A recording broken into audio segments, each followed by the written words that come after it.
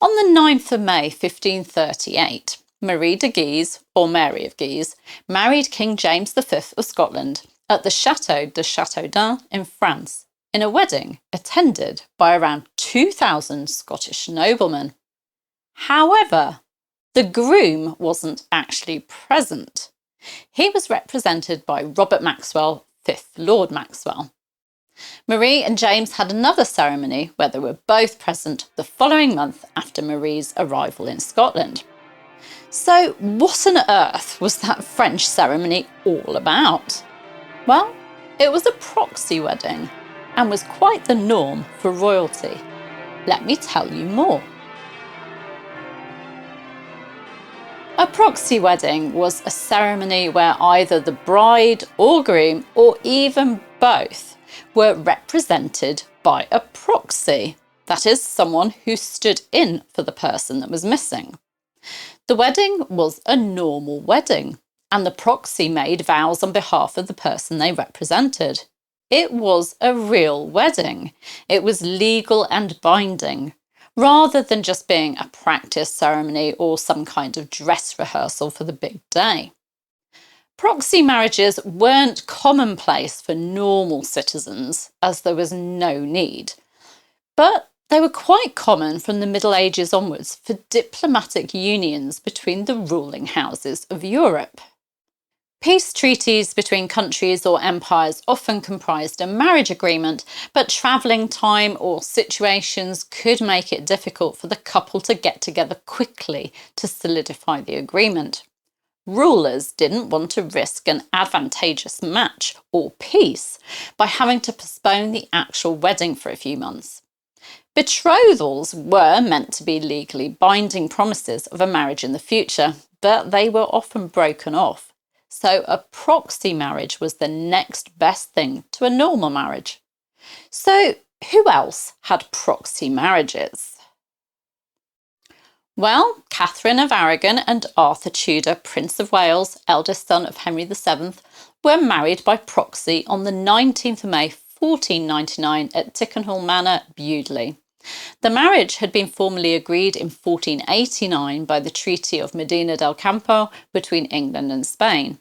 At the proxy marriage, Arthur was present, but Catherine, who was still in Spain, was represented by the Spanish ambassador. The couple went through a normal wedding ceremony on the 14th of November 1501 at St Paul's in London, with Catherine present. Then there's Margaret Tudor, eldest daughter of King Henry VII. She went through a proxy marriage on the 25th of January 1503. Her marriage to King James IV of Scotland had been agreed on as part of the terms of the Treaty of Perpetual Peace between England and Scotland on the 24th of January 1502. And the following day, Patrick Hepburn, Earl of Bothwell, stood as proxy for James IV at a marriage ceremony at Richmond Palace.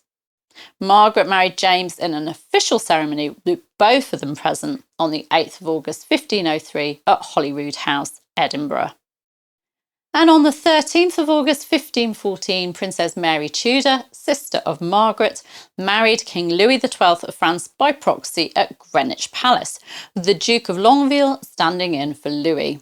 Following the wedding, Mary and the Duke even did a mock consummation.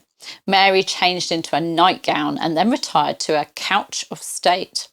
The Duke removed one of his boots, took his place by her side, and then touched her bare leg with his bare foot, flesh on flesh, thus symbolising consummation of the marriage. Yep, strange. Louis XII also had his own proxy marriage. On the 14th of September in Paris, Louis was the groom and the bride was represented by the Earl of Worcester. Mary and Louis had a normal ceremony where they were both present on the 9th of October 1514. And there are lots of others. Other famous historical proxy marriages include Henry IV and Joan of Navarre. Henry had a proxy marriage at Eltham in April 1402, and then they had another marriage at Winchester in 1403 on Joan's arrival in England. Philip II of Spain married Elizabeth of Valois by proxy in Paris in June 1559. The Duke of Alba stood in for Philip. The couple married again on Elizabeth's arrival in Spain in February 1560.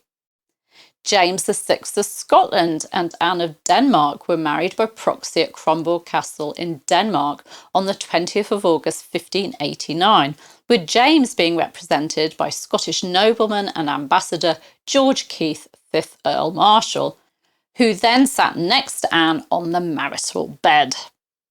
Henry IV of France married Marie de' Medici by proxy in Florence in October 1600. Henry was not present. They were married in person in Lyon in December 1600. Charles I married Princess Henrietta Maria by proxy at Notre Dame, Paris in May 1625, with Charles being represented by a French courtier. Then they married in person in Canterbury in June 1625.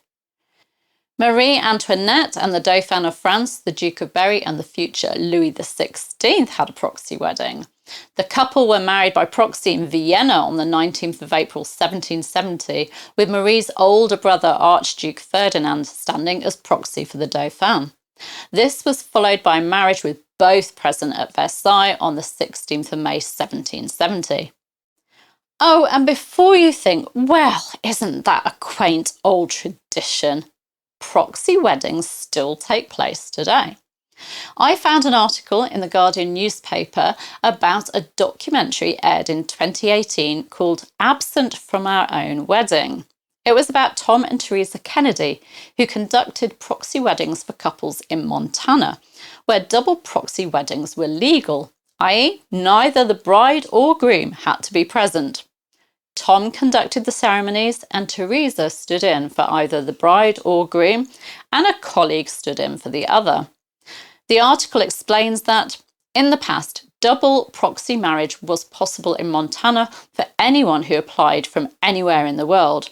But 10 years ago, the law was changed. Now, one of the two getting married must be a resident of Montana or on active duty in the armed services.